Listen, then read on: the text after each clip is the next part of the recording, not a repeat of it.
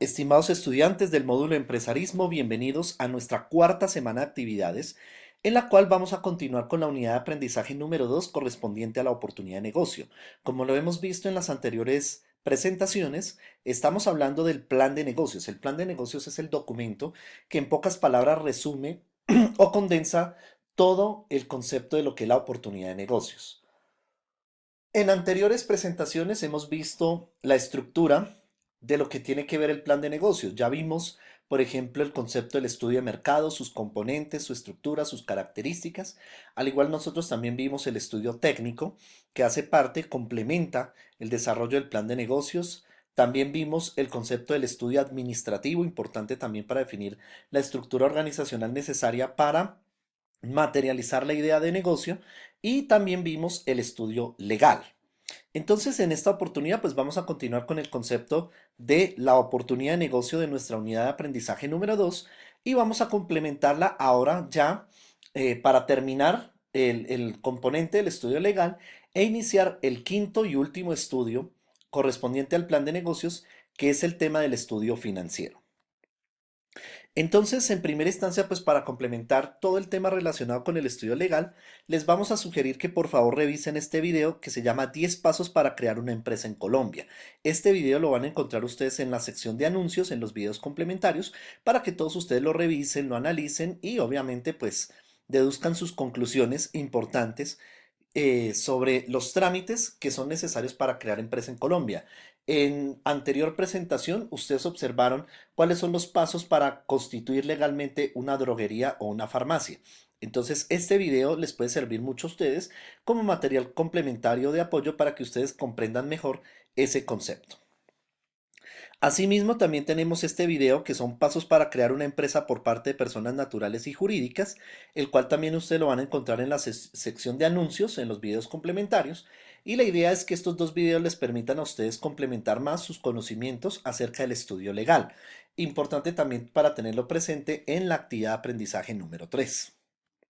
Bueno, entonces ahora vamos a ver el quinto y último estudio correspondiente al estudio económico y financiero. Entonces vamos a ver cuáles son los elementos del estudio financiero que en pocas palabras se convierte en un estudio bastante importante para evaluar la viabilidad de la idea de negocio. Porque aquí pues básicamente estamos expresando en términos monetarios las necesidades de costos de inversión y sobre todo la proyección de ingresos importante para que nosotros desarrollemos nuestra idea de negocio. Entonces, ¿cuáles son las características de este estudio económico financiero? Entonces, aquí el equipo emprendedor prácticamente define cuáles son las características generales económicas y financieras asociadas a la idea de empresa. Y obviamente se tienen en cuenta aspectos como la inversión inicial, el presupuesto en ventas y obviamente todos los presupuestos de costos y de gastos, que todo eso viene unido desde el concepto del estudio de mercado, que obviamente ustedes lo analizaron en anteriores presentaciones y el cual ya nosotros reflejamos cuál es la estructura importante. Entonces, ¿cuáles son los rubros que se tienen en cuenta en el estudio económico financiero? Uno, la inversión en activos fijos que resulta del estudio técnico. Ese es un primer elemento muy importante a tener presente. En el estudio técnico se determinaron la maquinaria, equipos, muebles, enseres y demás que se requieren para la idea de negocio que vamos a desarrollar. Pues esta se tiene que expresar en términos financieros para efectos de la inversión en activos fijos. De igual forma también se habla del concepto de la inversión en capital de trabajo, el cual corresponde al dinero que prácticamente permite apalancar el funcionamiento de la empresa mientras se fortalece en el mercado. En pocas palabras, es lo que conocemos muchas veces como el capital semilla. Entonces eso también se convierte en la inversión en capital de trabajo. De igual forma, el presupuesto de ingresos, que en este caso viene a materializarse desde el estudio de mercado, porque en el estudio de mercado se habla de una estimación de la demanda que tiene la idea de negocio a través del producto o servicio que se va a ofrecer, y obviamente esa proyección se viene a manifestar en el presupuesto de ingresos. De igual forma tenemos el presupuesto de compras que resulta del plan de compras. Este plan de compras nosotros lo veíamos desde el concepto del estudio técnico.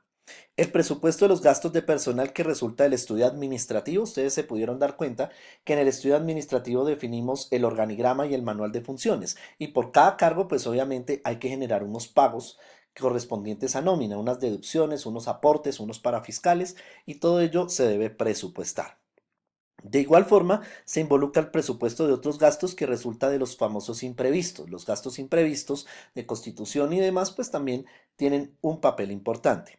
Lo mismo que las deducciones tributarias que resultan de la carga tributaria propia del negocio. Ustedes saben que en Colombia nosotros pues prácticamente cada año se hacen reformas tributarias considerables, lo cual pues viene a repercutir directa e indirectamente en la carga de costos y de gastos que asume una empresa y no es la excepción cuando una empresa es naciente a través de una idea de negocio. Entonces todo eso también es importante tenerlo muy en cuenta.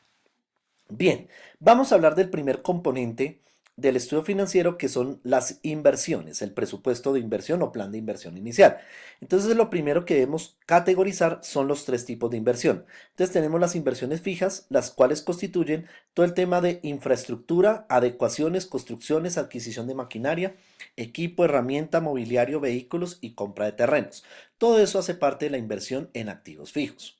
De igual forma, tenemos las inversiones diferidas, que son los gastos realizados por anticipado, por ejemplo, los gastos de constitución, del estudio de factibilidad, del estudio de suelos, toda esa parte que se paga por anticipado es lo que constituye como inversión diferida.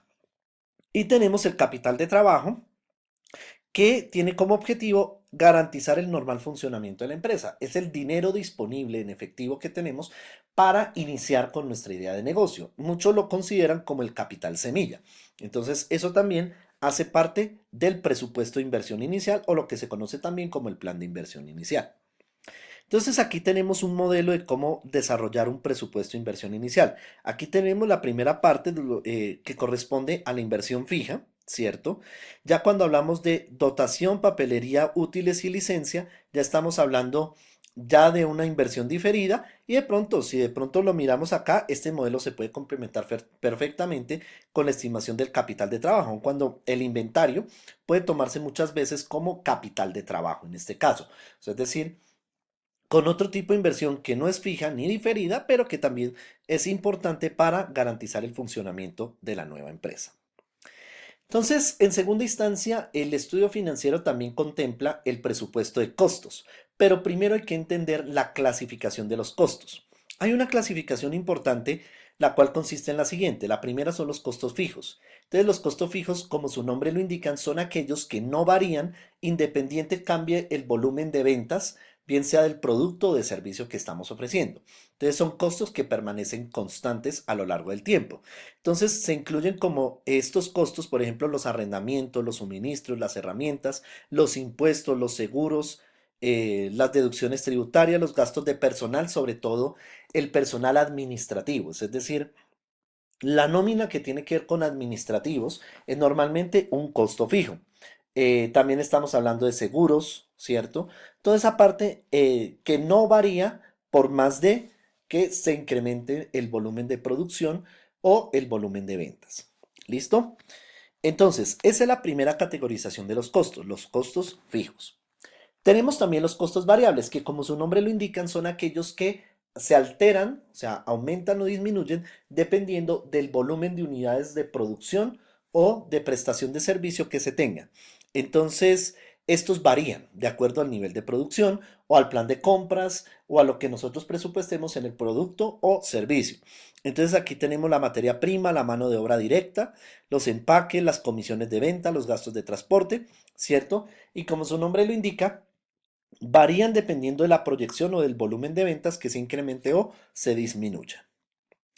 Tenemos los costos totales. Los costos totales se pueden resumir en una ecuación muy simple. Es la sumatoria de los costos fijos más los costos variables. Eso es lo que corresponde al costo total de un producto o de un servicio. O sea que aquí ya empezamos a ver que nuestra idea de negocio se va a convertir en un producto o se va a convertir en un servicio, o sea, se convierte en un producto, en un servicio, la cual genera una carga de costos significativa, tanto fijos como variables.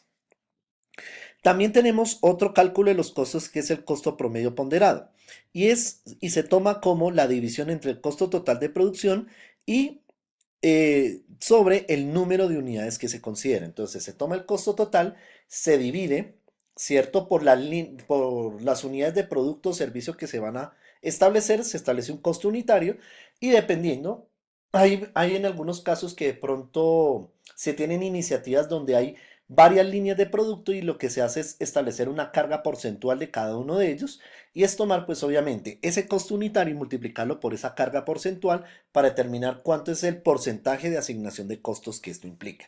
Pero en términos más sencillos, si nosotros tenemos una línea de producto, es tomar los costos totales y dividirlo por las unidades de producto o servicio que consideramos. De igual forma, hay unos costos que se clasifican según su función. Esto también en términos un poco técnicos se llama la departamentalización de los costos. Y hablamos de los costos administrativos, ¿cierto? Todo lo que tiene que ver con erogaciones o pagos que tengan que ver con administración como tal. Los costos financieros que tienen que ver con los intereses, la deuda, ¿cierto? Que se contraiga y demás. Los costos de producción, que aquí hablamos de costos de materia prima, mano de obra y los costos indirectos de fabricación y los costos de comercialización que tienen que ver con el proceso de ventas, distribución, transporte y demás.